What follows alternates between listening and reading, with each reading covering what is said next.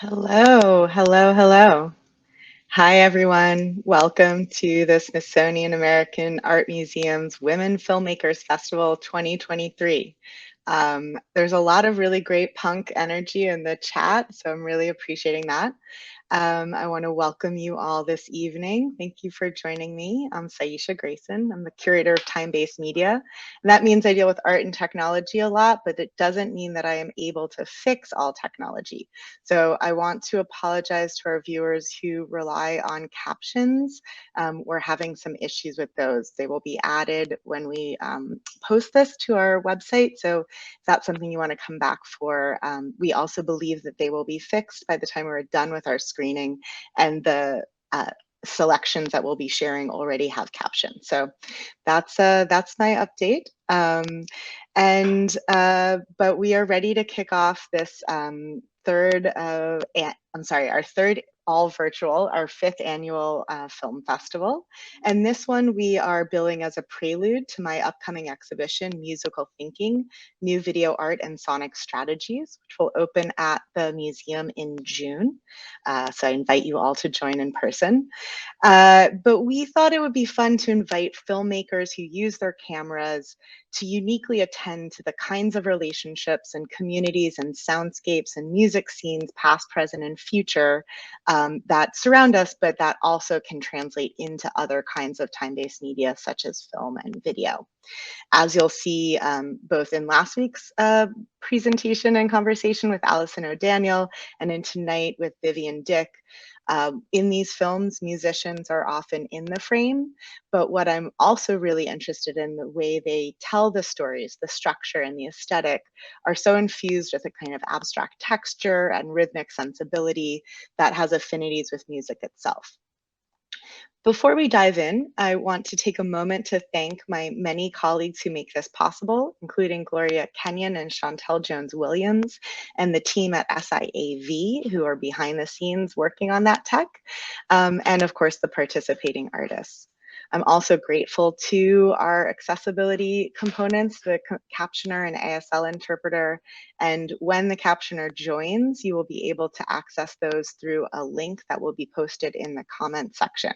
So you can click through to those. And though we gathered tonight online, I want to take a moment to gratefully acknowledge the Native peoples on whose ancestral homelands we each sit, including the diverse and vibrant communities that make their home in DC, where SAM is located, and where I am in Lenapehoking, also known as New York City.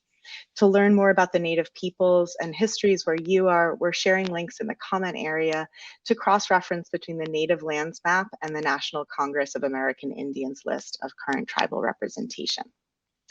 So with that out of the way, I am so excited to welcome Vivian Dick and her films to our virtual stage. Despite, and this is a little embarrassing to admit, so despite film studies from undergrad through PhD, despite being a curatorial history and feminism, film, and music interest growing up in New York City, it was really in researching and starting to work on musical thinking that I finally got to know Vivian's work. And as exhilarating as it has been to see these boldly punk, explicitly feminist films, sometimes for the first time, that recognition is tinged with a sense of sadness. I can only imagine the joy and encouragement that my 19-year-old moshing, camera carrying self would have found in this work if I had found it then.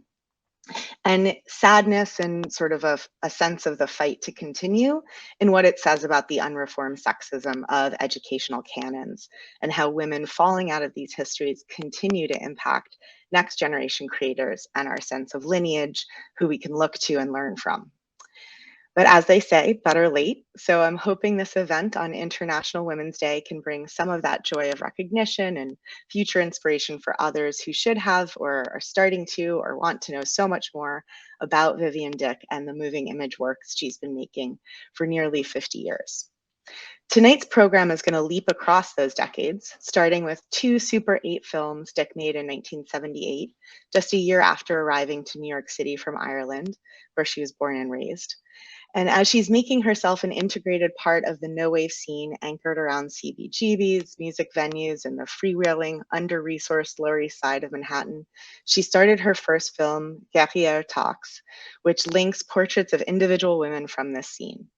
Each subject is given an entire Super 8 role, approximately 3.5 minutes, to present herself as she'd like before the camera. All told, the film is 24 minutes, but here we'll be showing an excerpt with 3 downtown fixtures: musicians Adele Barté, Lydia Lunch, and band and club manager Anya Phillips.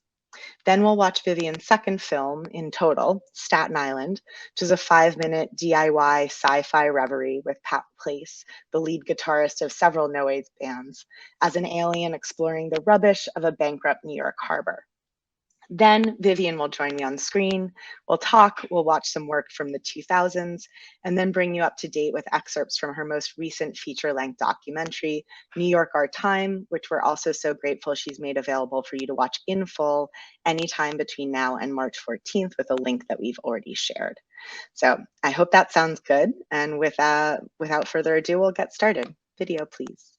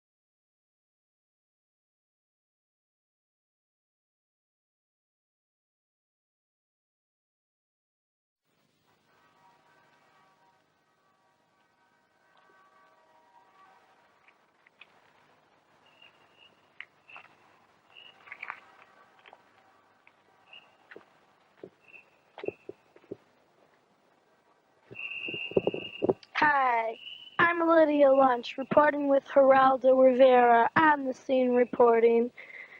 It's really a crime the way the youth of America is treated today. Just look at the recreational facilities we have. I mean, you have to understand, it makes you really angry to think that the only kind of toys you get to have is the junk that all the other people leave out. What else is there but violence and destruction and anger when you have nothing better to do but run around burnt playgrounds? I mean, I wish I had a regular swing set like all the other kids, but no, I gotta hang on a fire escape. It's no fun being a teenager anymore. Look at my pet, he's gone. He died. He stepped on a broken nail and got infected. It's just no fun being a kid anymore. It's no fun at all.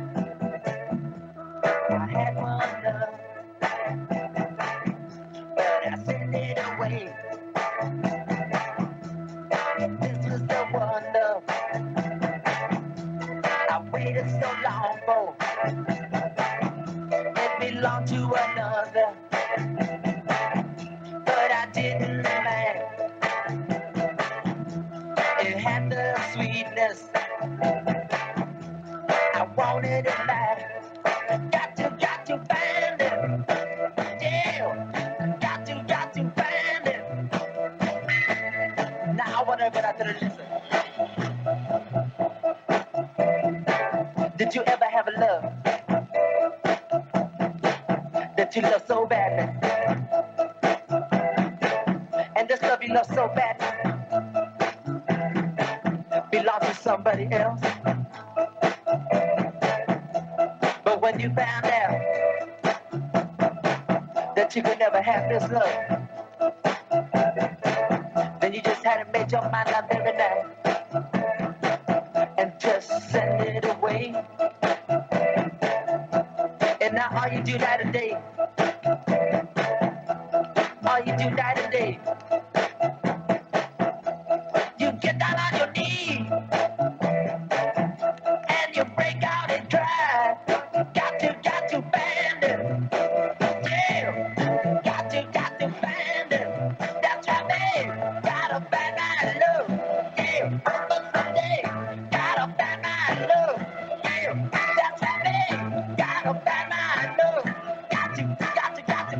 it. Find my love. That's right, babe. Got to find my love. Got to find it. Gotta find it. Yeah, that's right, babe. I gotta find my love. Yeah, hustle my day. I gotta find my love.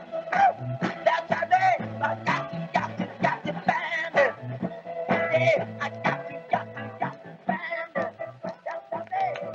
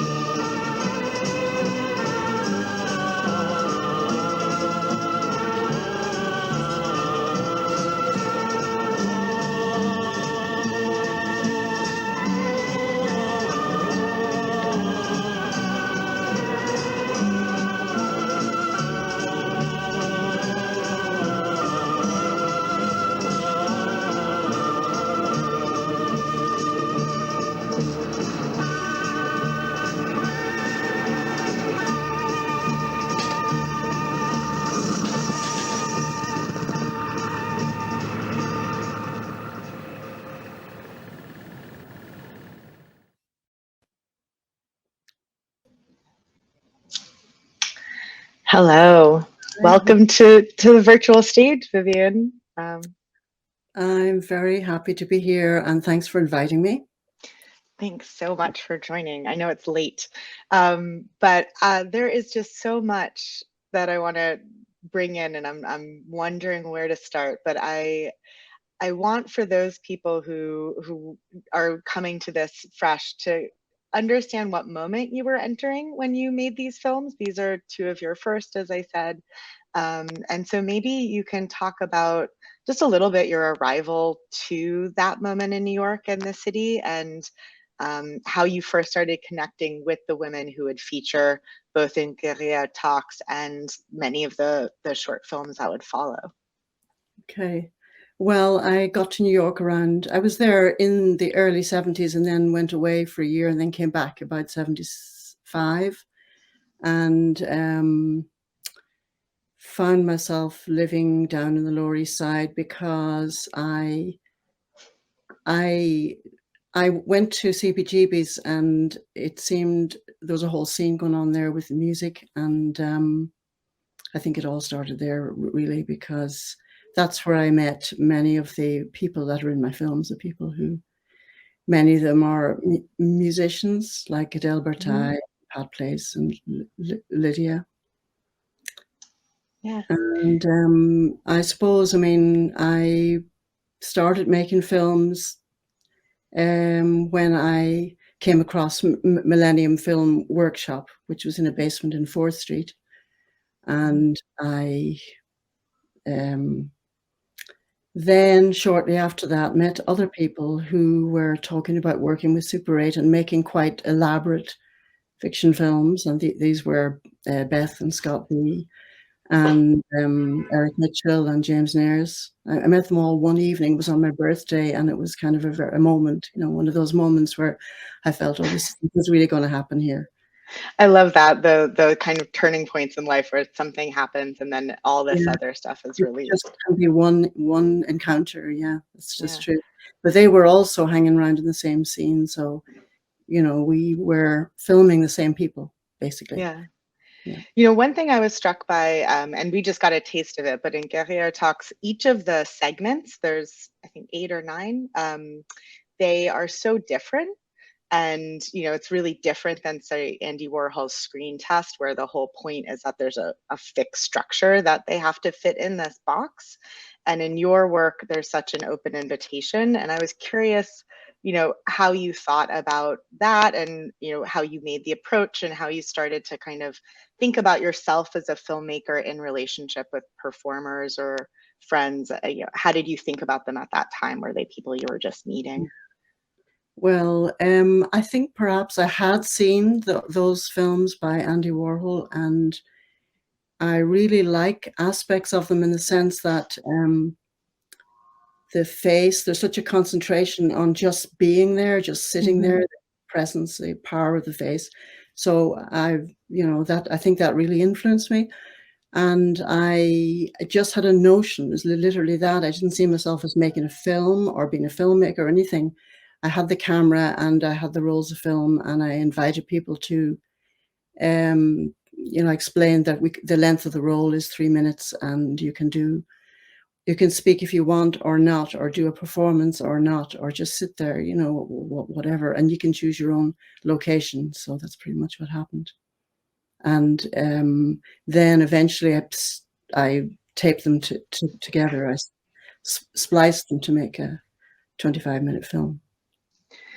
And I'm curious how feminism came to play in your practice, where you think about yourself as a feminist. You know, Guerrilla Talks in this moment, I assume, is a reference to Monica Wittig, had a book in the 60s. I think it came into translation in the 70s in English. That was called La Guerrière.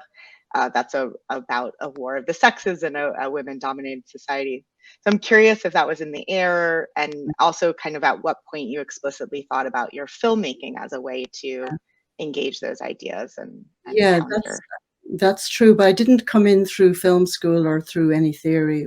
But definitely we were reading those books, and we were talking about how difficult it was being a woman in the world, you know, being hassled on the street, wolf, all that sort of thing. And what was really inspiring for me was that there were so many women who were musicians and playing instruments and doing all kinds of things. I mean, New York was full of people who, you know, who had their own theater or who were dancers, who were really doing their own thing, who were being creative. And that was hugely inspiring to me because I grew up in a culture where you were not, it was implicit that you couldn't create if you're a woman, you shouldn't even dare, you know, it was really like for men to do. So when I came to New York and saw all these women doing wonderful things and just not giving a damn, you know, yeah, that was what got me going for sure. So it was the environment was very important that I was in, that I found myself in. It was luck really that I was there. Yeah. Yeah, because it's quite a lineup of women that, you know, looking back now, there are these names. Adele Rete was in Born in Flames, which was another film we showed a couple years ago, and Lydia Lunch continues to be this performer, and Pat Place is in your next film.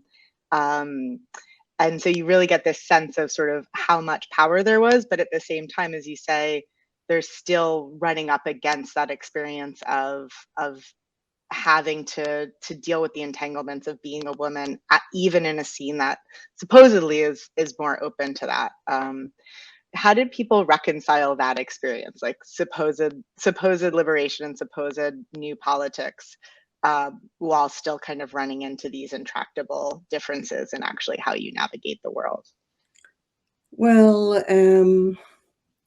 I mean, the scene was quite sort of raucous and quite sort of, you know, there was a lot of misogyny around in the punk movement also, you know what I mean? Yeah. Whole mixture. And so you had to be quite tough to hang out there in some ways.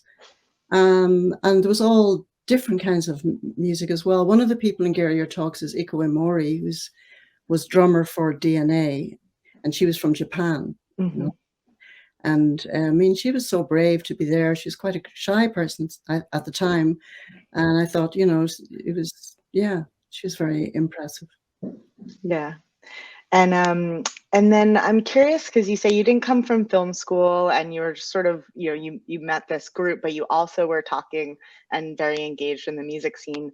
What do you think it was for you that made you sort of, I think you took up instruments at other points, but decide to have the way you engage with the scene and your form of expression be camera based more so than kind of taking up an instrument? Because there's a lot of talk at this moment that you could also just pick up an instrument, kind of whether you could play really well or not, and kind of go At for that it. time, yeah, for sure, yeah. Well, there was an awful lot of experimentation. That was the thing, and it was just seeing people try things out. Sometimes they worked, and sometimes they were magnificent what they were doing, and really strange and really new.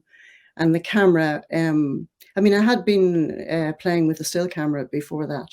And also I worked for a bit with Jack Smith. I was like taking some pictures for him. So he was quite inspiring too, when I think back on it.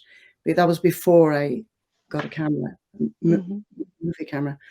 You know, he created this world that was very specific and very surreal, or very, you know, if you worked with him, you were completely drawn into this world. You know, we're quite mesmerized almost.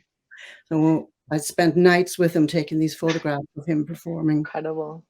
Yeah, and traveled with him to Germany. So yeah, he would have been an influence too. But Yeah.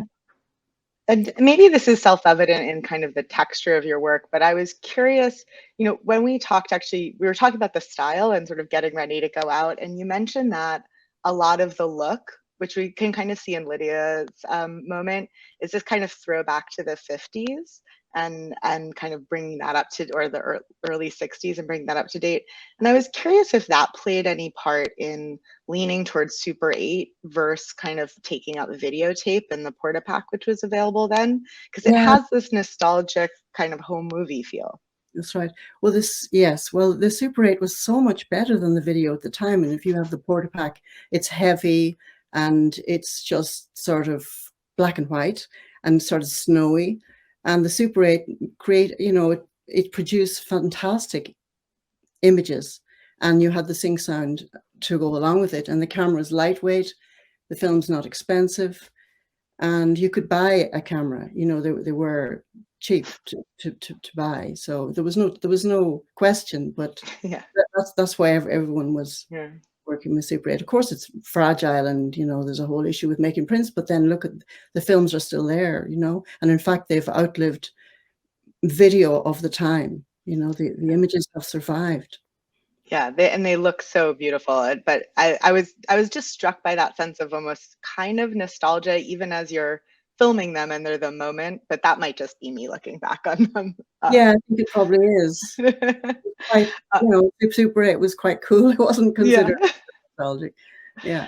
I wanted to take a moment to talk about Staten Island, because my understanding is that came sort of out of working with Pat on Guerriere Talks, and then was kind of the first time you shaped something to be more narrative. How did that conversation go, and what were you wanting to kind of point to? Well, there were a group of us that used to meet together on my rooftop, including Adele and Pat and others, Beata and Nilsson and Laura Kennedy, and who was in the Bush Tetras afterwards.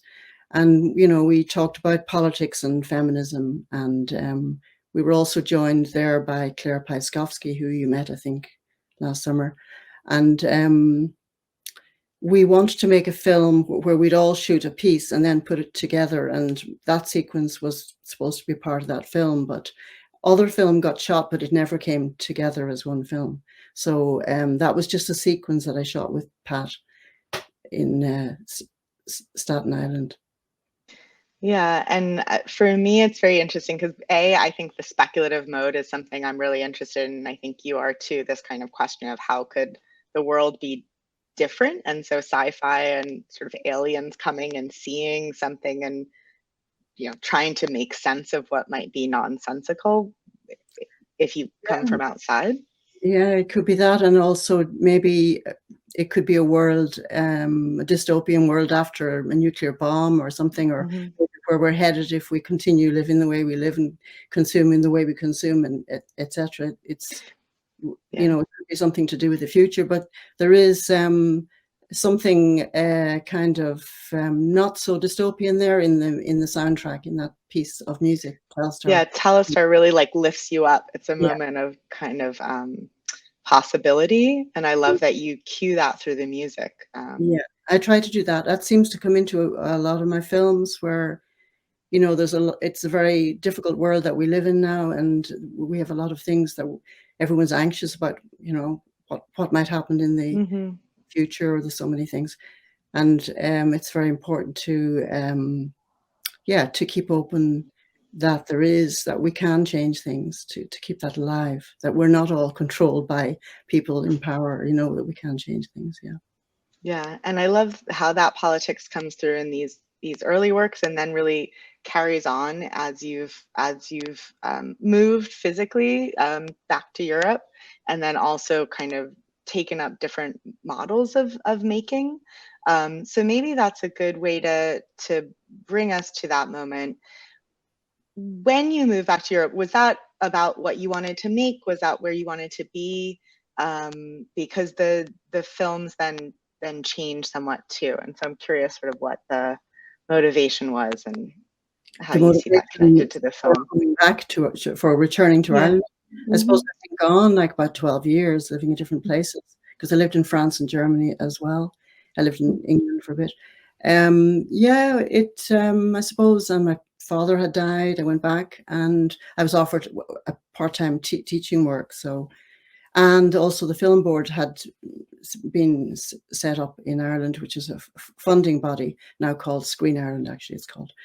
But I mean, and the Arts Council were there, but you know, at that time, nobody would look at you if you didn't have a script. And I didn't work with scripts. I work a different way. And even the Arts Council couldn't get their heads around what I was doing. So I didn't last too long in Ireland. I moved to England, and I was supported straight away, my first funding from the Arts Council of England. And then made films there. I was in the Filmmaker Co-op. I was there for 15 years, and then moved to Ireland again. And I mean, I'm glad they got their heads around it. Um, I guess one of my curiosities was the ecological thread, that this question of sort of what happens to this planet and how that is there in Staten Island, and then seems to be very present in the two films that we'll show short excerpts from next. The Mhm. Irreducible Difference of the Other and Red Moon Rising. And those are from the 2013, 2015. Is this something that's been of consideration all along, and something that you decided to kind of spend more time with in these films? Well, I think one of the main themes when I started out, very early on with She Had Her Gun All Ready, is about relationship, and the model of relationship in our world is about one party dominating the other, and how Mhm. they that was something I was really interested in for a good while, and I began to read work by Irigaray, and then I moved on to stuff to do with ecology, and yeah, it's just something, it's in the air. I mean, everything that comes into the work is things I'm reading or things I hear on the radio or whatever. I'm just interested, like any. Well, yeah, well, maybe we can watch those too. So I'll just say these are very short excerpts from really beautiful films. So we're just touching down so people can see the how your film has moved, and how these images look at this stage. So we'll play those two, and then we can come back and talk about them some more. Okay.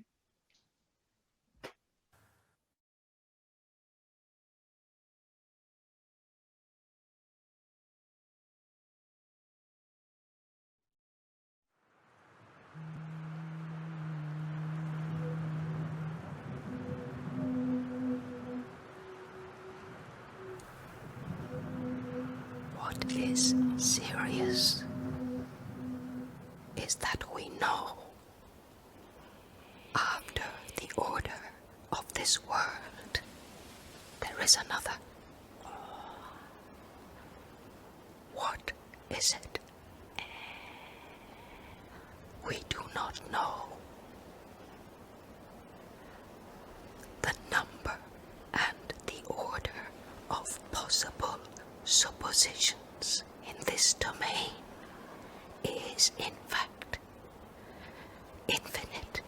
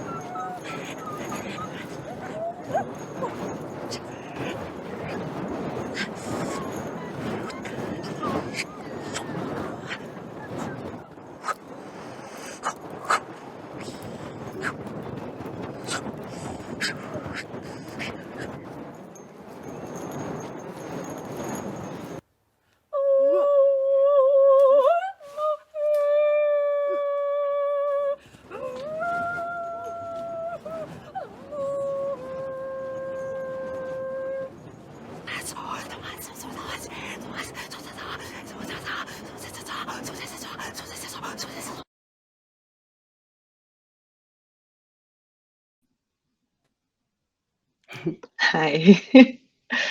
Um, so what I'm struck by in those, so first of all, the quote in the first section is that quote from Irigaray, that, No, no, that's from isn't, oh, Artaud. so Artaud, sorry. He came to Ireland in 1937. Hmm. And in fact, he went out to the Aran Islands. He was in Galway. He had a breakdown there, and he ended up being sent back to France and was put into a mental hospital. And he was there throughout the war. And he wrote that after he got out of the hospital after the war, and it was supposed to be a radio play called "To Have Done with the Judgment of God," and that's what that line's from. Okay, sorry, I was in another place, but that it's kind of, my sense is it's a kind of philosophy for you. It's a really important kind of worldview that you bring to a lot of the work that you make in this period. Yeah, well, it's obviously we have to keep open the possibility that we can create our world, that we're not going to, that we can see things happening around us in the TV and the newspapers, etc. And we don't have to live in this world, and we have to look and see what is it, that there's a huge imbalance, really. There's an imbalance in nature with what we're doing, and there's an imbalance between genders, and there's an imbalance there's inequality there all the time that leads to all sorts of difficulties. Yeah, and then I felt like the section from Red Moon Rising is kind of where you can see that visioning of this other world and other space and other ways of relating and other ways of communicating and other ways of sort of being in that forest space. I was struck this weekend, I was with another artist, and we were talking about kind of the idea of the control of nature and control of women as kind of the two primary originating logics maybe of a lot of the world that we live in. And was that something that you were thinking about in terms of how much of that is set in this forest space? Well, there's just a section at the end of the film that's in the forest space, but I mean, all those people there are live art performers, and they had freedom to. I mean, I was directing as such and setting up the lighting, so it's like a theatrical space, but it's in the forest. And like the very last scene, which is a bit longer than what we saw, there was just one take. We didn't have to do any more. You always should do a second take, but it just the timing and everything just worked, so it was really fun to do. Plus there were a lot of sound artists who worked on that. There was all kinds of layering of sounds. There was a lot of, I mean, it's like collaborating with a lot of different artists, with dancers, with performers, with artists, and I'm hoping that I'll continue to do that in the next film. Yeah, I mean, in some way that's also the release of control, that it's not just sort of a philosophy, but it's a way of working, and it's, maybe hard for the film board to sometimes understand, but as a kind of indifferent. Yeah, the Arts Council have given us freedom to do that we can, it's like trust, really. And also you have to, when you make work, like, you have to allow yourself to take chances that it may never work, it may not work. But if you don't take those chances, you can't have control. Even in a straight narrative film, it's a risk, always. Maybe I should say that our current logic is based on the fantasy of control, right? It's the desire for this elusive, impossible control, and the kind of aggression that comes from not having that desire met. But maybe talking about sort of different ways of doing things, we're running out of time already. So I want to pivot to the most recent documentary and sort of, a different kind of collaboration. Right here, you're working with performers towards an end, or towards a work that maybe you have in mind. And here you're going back to your New York community and group, and talking towards a more maybe traditional documentary form. And I'm curious, the desire to do that, maybe why now, what you were sort of drawn to, and then how you thought about doing that work while keeping the loose, evocative openness of your experimental work. Well, the money came from a scheme called the Real Art Scheme from the Arts Council, and it's meant to be for cinema, and it's meant to be for a wider audience. So that was the brief, as it were. But I think there is experimentation in there, in the editing and in in the music as well. And going back there, it's like a sandwich of time. It's like the late 70s and now, and how has the city changed? And it's about it's about the city has changed enormously, and so we're looking at different generations. The children of the people I knew are in the film too. And there's a lot of different things about the importance of community, and there's a focus on community gardens. Yeah.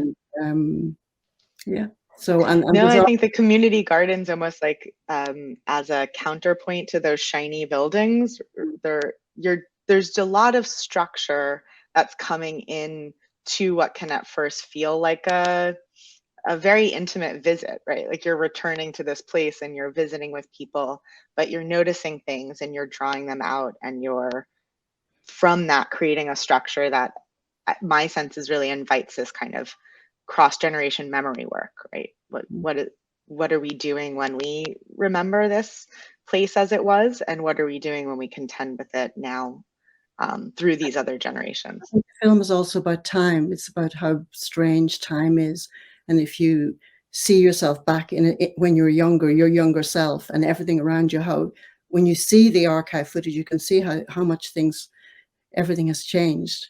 And there's a sense at the end of the film with all those buildings you just mentioned, the glass sharp buildings, all the new buildings that are there, of a possible future. So this is and where New York could be going, because it has such a long history and has always changed over time. Yeah. Okay. Well, that's a great setup. So we'll see 2 short clips from the new documentary, and then we'll come back and we'll still talk, but I'm also going to put this out there. We'll be starting to invite audience questions, and I know it can take some time to sort of think about what you want to ask. So I'm putting this out there now. You can start thinking about those now. Okay. We'll go to the video.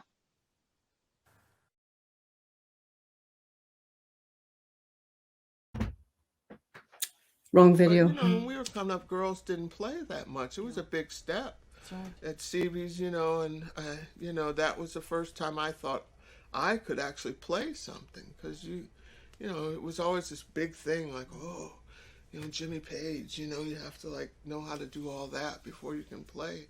And girls, especially for a black woman, and you're, people coming out of the church and stuff who can really throw down, who were throwing down since age 4. So, who are you to think you can play? But then punk was like, well, you can play. And so it's like, okay, I'll give it a shot. You've always wanted. Plus, who was I telling? Plus, the stage was lower, like at Cobo. Step up on it. Yeah, it was like this high, whereas at Madison Square Garden or Cobo Hall in Detroit, it was like 100 feet high. But at CBC, it was like this high, so you could almost get there.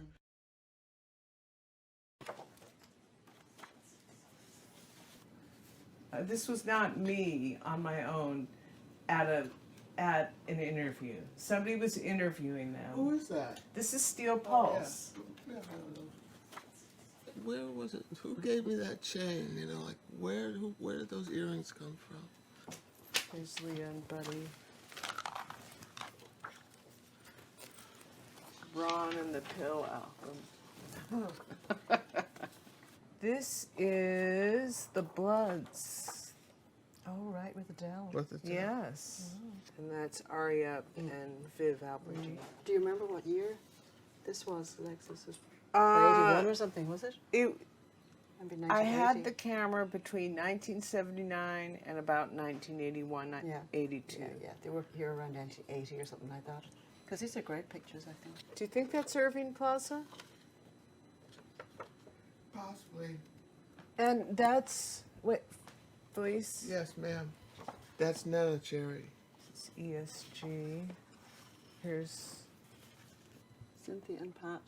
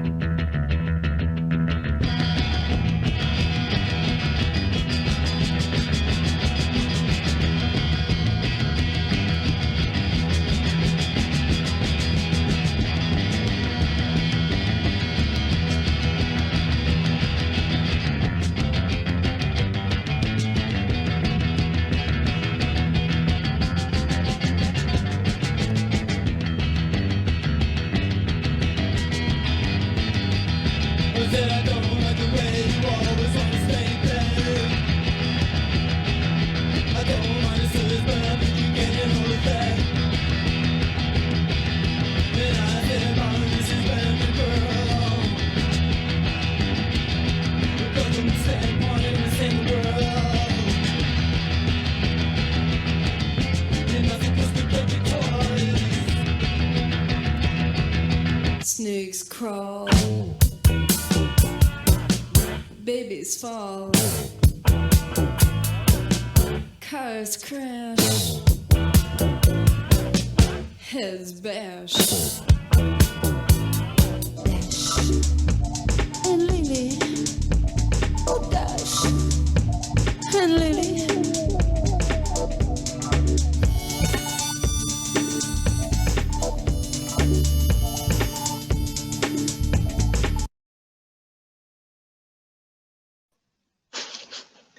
I find myself dancing.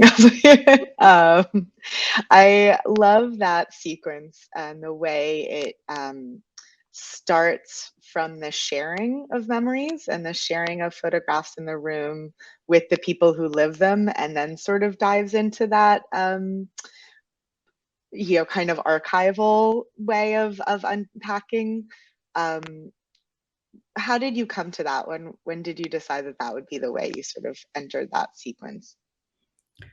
I don't know. I mean, you're editing and you're messing around with for weeks on end with stuff, and you can't get it to work. And then, it's just a process, But I had all these, I had this, and then I had a lot of archive that people let me use for this film. Like some of those photographs in there were by Jane Dixon, really nice pictures. Yeah. And I had a lot of my own film as well in boxes that I hadn't seen for 40 years that I drew on for this film. Did you bring some of those with you to New York, or were you then sort of talking to people as you came here about what they have and pulling from their archives? No, this was going on there was preparation before I went to New York for 9 months, say, talking to people on Skype and asking people and looking for materials and then afterwards too. After we only shot for 2 weeks for that film. Oh wow, very, very short. Yeah, it's crazy. Like it's really that's quite a deep dive, but it's the sense of intimacy and sort of coming back to these relationships. Somebody in the chat actually wrote, I love the continuity of friendships in the film. The city changes, but the sense of community remains. That's true. That's really meant to be there. And also it's a fantastic trust as well, that they were able to be there in the film and open up. There's, fantastic trust, which I really appreciate. Yeah. It reminds me of the phrase chosen family, like that sense of really, you have a moment and then it continues kind of through life. You mentioned the generations in the film, and I was really struck by that too. There's several moments where you talk to the kids of your friends about their experiences, and there's also towards the end a young skateboarder that you talk to about their changes experience of the city. And I was curious at what moment in the process you realized that sort of opening up from the primary community you wanted to touch base with would give it this more, I don't know, would expand it in a way that you were interested in. You mean talking with younger people and bringing them in? It just made while we were filming. Well, I mean, we thought about it actually before we went to New York, but it seemed to make sense, because they're the same age we were when we were right. When I was there. Yeah, it's a nice continuity. Yeah, it is. Yeah. One of the reasons why I the clip with Felice Rawson, who's the bassist, who's talking about the height of the stage at CBGB's. That really struck me. I thought it was a really good metaphor for a lot of what you were talking about, of sort of the ability to enter and sort of step into these creative scenes. And in another context, you talk about sort of not needing authorization, not having to prove sort of to somebody else that you can step onto these stages. And I was wondering if you still think about that, if that's still part of what you think makes creative scenes, or if, as you've become more of this kind of consummate filmmaker, your relationship to that idea has changed. Well, I think making any kind of art is going to be frightening and scary, no matter how long you've been doing it. I think it must be the same for somebody stepping onto the stage or someone setting out to write a novel. You know, if you don't have that, you know, you need, the sleepless nights are going to come, and where like, it's just, you don't know where you're going. That's actually part of the process. You have to understand that. So I really, really believe in learning to trust your instinct, you know, and find your own voice is the most important thing. Yeah. At another point, you also said that that, you know, this was all a way to speak, and that being able to speak is sort of revolutionary. And I was curious what it is you think that speaking through film allows you to speak about that would be different if you were writing, or, you know, why that's become your medium. Well, it's just obviously, well, I love film. I love that there's, I love images, and I love sound, and it's amazing to be able to manipulate that. And, you know, the editing thing is fantastically interesting, how to suddenly be one place and then the next, you know, it's, the whole thing is, I found magical, you know, I love that. Still do. Yeah. Yeah, I find actually the process of editing also quite magical, because even as you said, oh well, I was just editing and it just happened. You know, that is an experience in the kind of deep dark editing room that I recall fondly, and I also realized almost makes the question sort of silly. Like, it's that's part of the process, is the way these things sort of reveal or come through as you're, you know, searching for the solution in that process, and then it comes forward.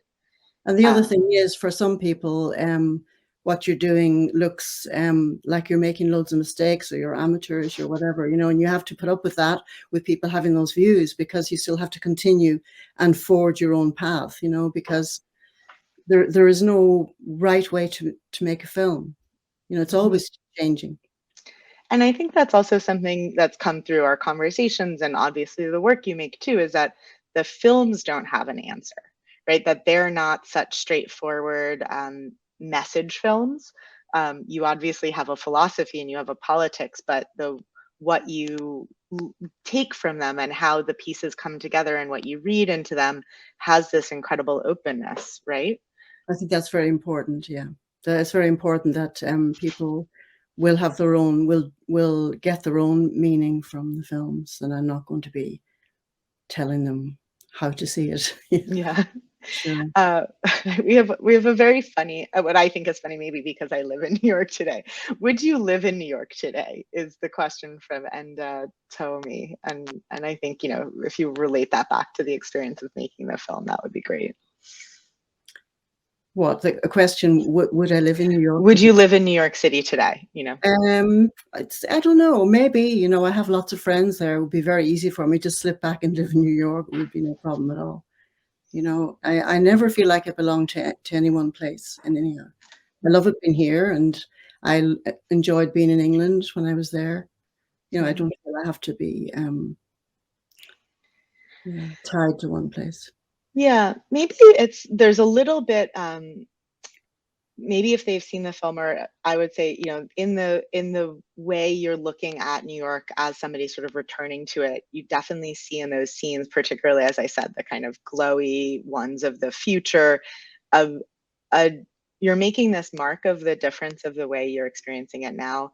And I think there's a sort of larger, you know, side eye, let's say, to global capitalism, and maybe that's in every city, but, you know, do you think that would be, make it different, make the city so different that the experience of coming back would be, I don't know, you feel that presence? New York is much busier, it's much more expensive to live there. It has, you know, it's more crowded now, packed with people. It was a lot emptier at the time. No, it's definitely a different place for sure. You see little remnants of old New York's there in alleyways and small side roads, you know. Yeah, and that's probably not that different than London too. Yeah. Yeah. There's another question which I really appreciate from Rachel. If you could comment on the role of clubs in your experience in the 70s and 80s downtown New York scene, the spots like Club 57 and Mud Club, which Anya was involved in, and how did that play on your filmmaking and exhibition process? Okay. Well, they were the places where we showed films to start with.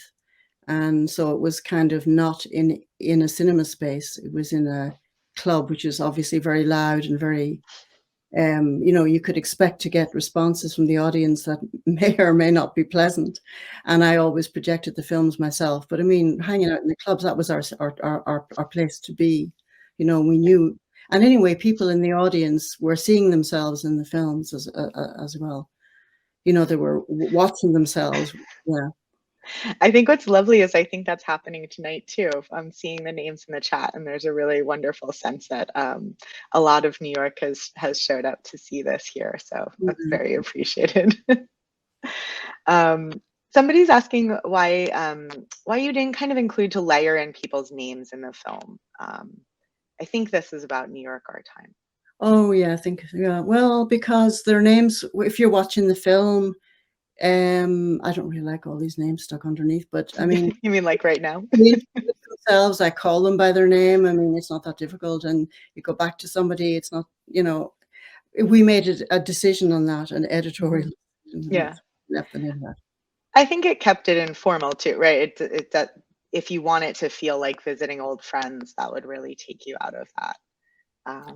But yes, necessary. That's all. You know. Well, I think we are coming towards our time. I'm going to give one more moment for a question from the audience. But I also just want to thank everyone for meeting us here and for making this. This is a great question. How has your Irish culture influenced your filmmaking? I haven't heard you speak to that. Interesting question, that is. Well, at the moment, I think in Ireland, we're in a big renaissance when it comes to the arts. There's amazing stuff going on in every area, in the theatre and dance and everything. So it's quite great to be here for that. I feel like there's a whole melting pot of stuff going on, and I'm discovering new, interesting young artists all the time. Yeah. Like I mean, I could give a whole list, but we can't do that. So put it in the chat. In the next film, because I really like to work with a lot of different people. Yeah. That's great. Well, we definitely look forward to the next film. I'm going to ask the next question because it's music related, and then we will say our good nights. So this is music is essential to your work. How has that evolved for you? And this ties into She Loves Nan's comment about how your use of music influenced how she eventually structured ballads, and that's the Ballad of Sexual Dependency by Nan Goldin. Music is so important and always has been, and in some ways I see film as a musical composition, you know. Yeah, it can set me off. A piece of music can be the very beginning of an idea for a film. That can happen, you know. Wonderful. Okay, well, I want to thank everyone for joining us here, and our ASL interpreters again. And as I said before, captions will be available in the recording. Vivian Dick's complete documentary, New York Our Time, is available in the link that went with your confirmation. And Alison O'Daniel, who was our guest last week, her film is still available through March 14th as well. And both of these conversations will be archived on our website for future posterity, so that other people can discover the wonderful work of Vivian Dick as well. So thank you everyone for joining. Have a lovely night. Good night. Thank you.